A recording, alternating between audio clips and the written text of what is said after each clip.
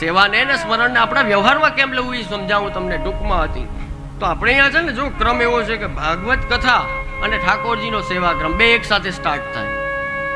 ભાગવતજીમાં 10મો સ્કંદ એ જન્મ પ્રકરણથી ચાલુ થાય અને આપણે ત્યાં જન્માષ્ટમીથી જ દરેક ઘરના સેવાક્રમ ચાલુ થતા હોય.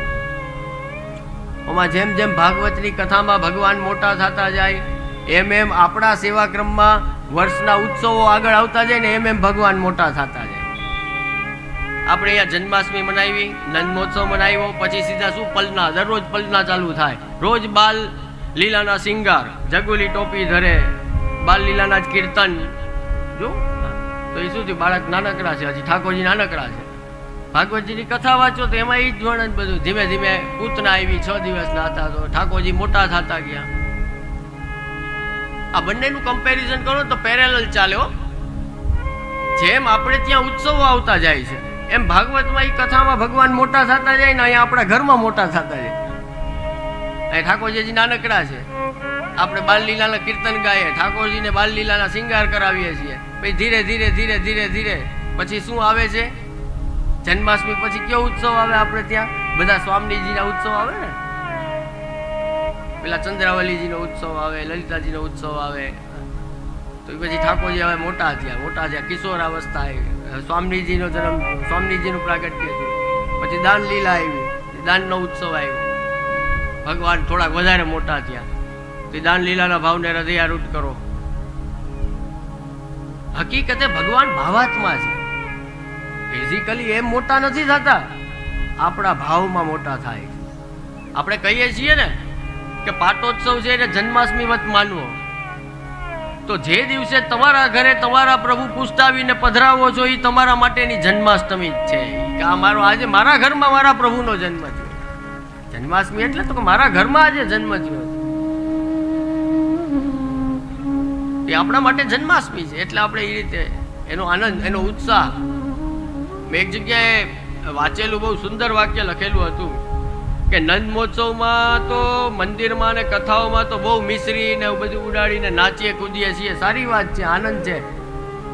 પણ આ બાહ્ય આનંદ જ્યારે અંતરમાં જ્યારે નંદ મહોત્સવ પ્રગટ થઈ જશે ને ત્યારે સમજજો કે આ સાચો આનંદ આજે પ્રગટ થયો. એટલે બાહ્ય આનંદ છે તો એ સેવા છે, એ બાહ્ય આલંબન છે.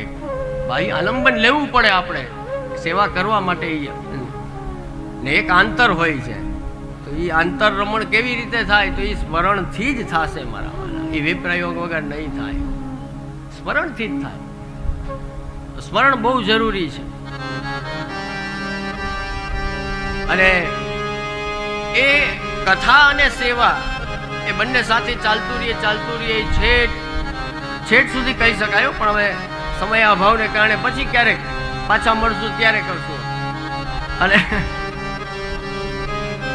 અને હવે બસ 2 મિનિટનું કે આવી સ્થિતિ થાય જ્યારે જીવની, તો આપણે ત્યાં જે કીર્તનોમાં ભગવદજીએ ગાયું છે એવી કંઈક સ્થિતિ આપણી થઈ જાય.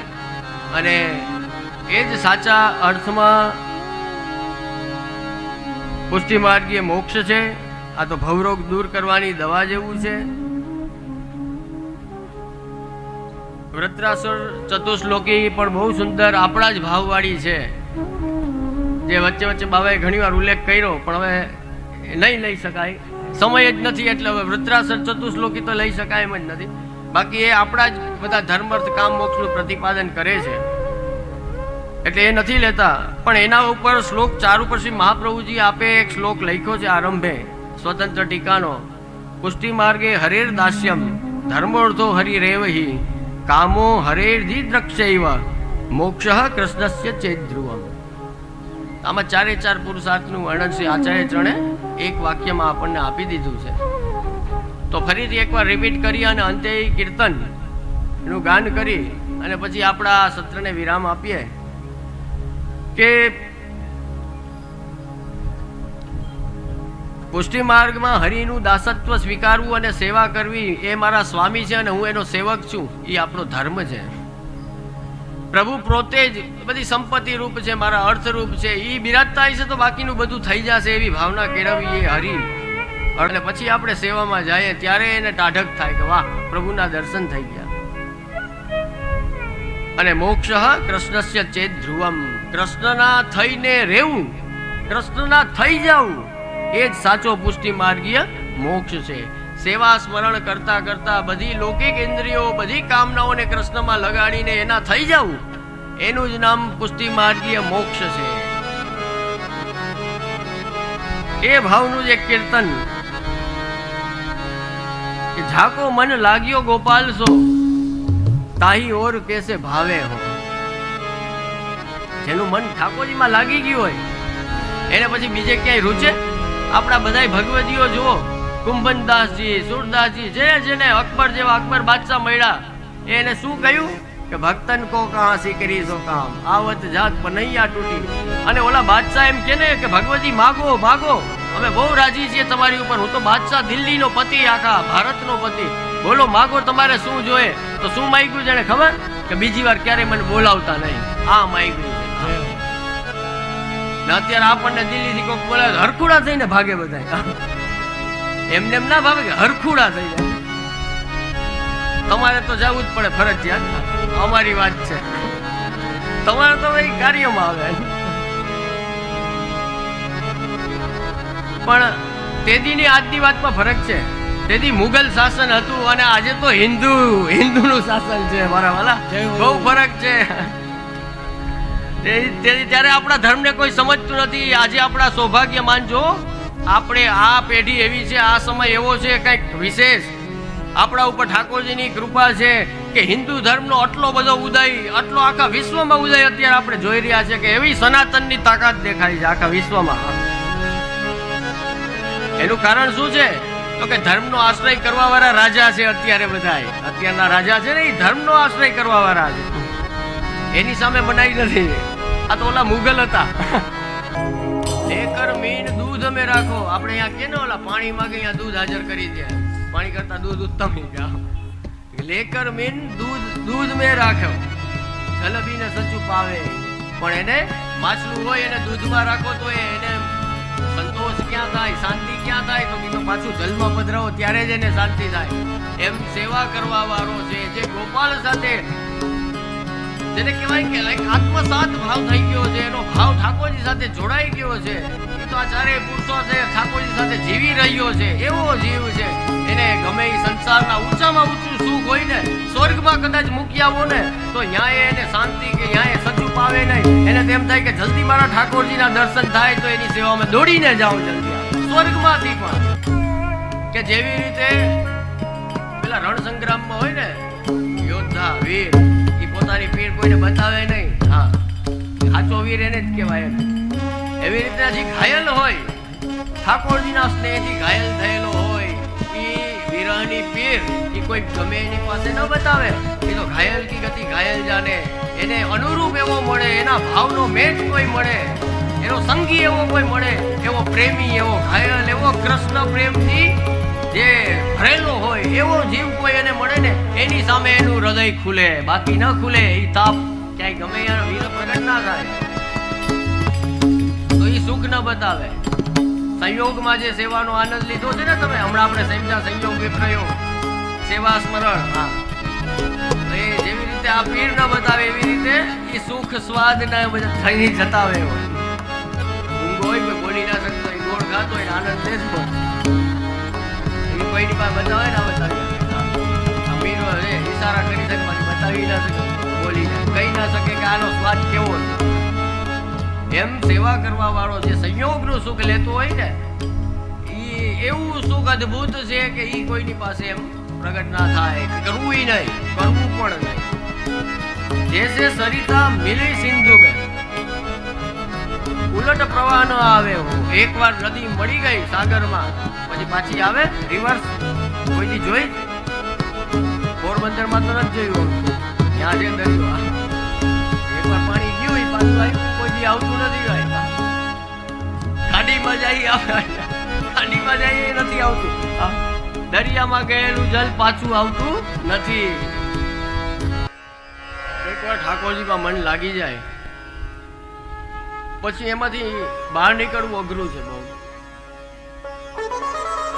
અમારે ત્યાં છે ને બધા ઉપર કૃપા વિચારીને મદન મોહનલાલ જ બિરાજે છે. જો બધા ઉપર મદન મોહનલાલ, આ ત્રણેય ઘર હો. હા, પોરબંદર ઉપર મદન મોહનજીની કંઈક વિશેષ કૃપા છે. અને મદન મોહનજીનું સ્વરૂપ જોવો તો એક ચરણારવિંદની આ માટી છે. એટલે હું તો હસતો હું કે અમારા મદન મોહનલાલ બધા એવા સ્વરૂપ છે, પુષ્ટિ સ્વરૂપો. એક વાર ઈ ચરણની આટીમાં આવી ગયો પછી નીકળી ના આવે કોઈ. એવા પ્રભુ છે આપણા.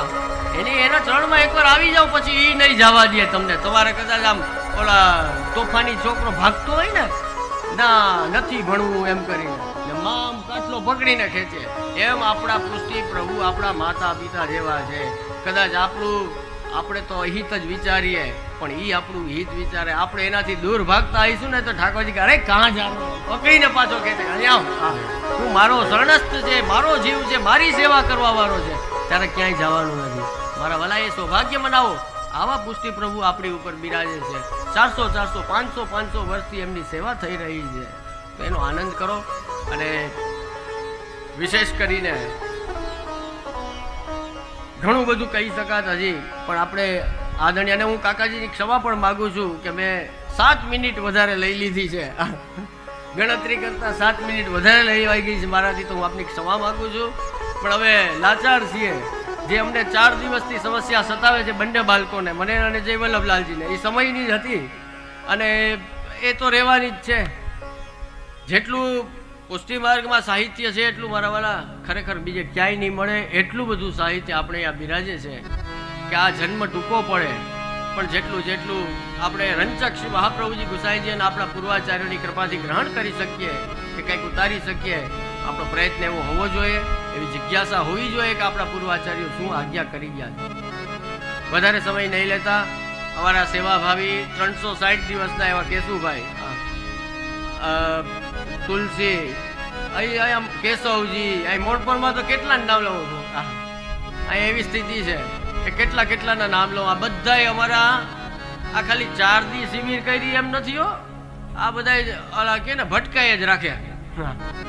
હા, કે ઘણી ભટકાય આમ ભેગા થાય. હા, એટલે એવું છે. આ બધા એ ભાઈ જો શ્રીનગર વાળા, આ બધા અમારા કારાવળ વાળા, આ વિસ્તાર આપણો જે છે ને બહુ કૃપાપાત્ર વિસ્તાર છે. મોડ પર, કારાવળ, ભાણવડ, બધા ગામ એટલા સેવાભાવી છે કે મારે શું કહેવું. નાનપણથી અમે એ બધું જોતા આવ્યા છીએ.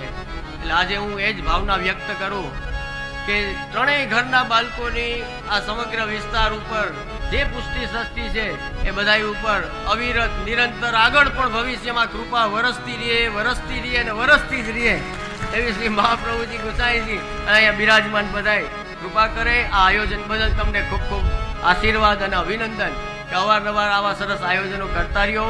મોડ પરના વૈષ્ણવો, જે જૂના વૈષ્ણવ આજે કેટલાય થઈ ગયા.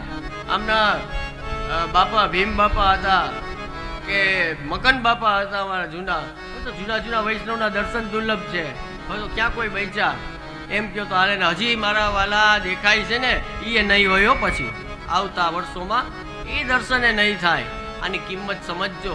લૌકિક તો મળવાનું જ છે આગળ.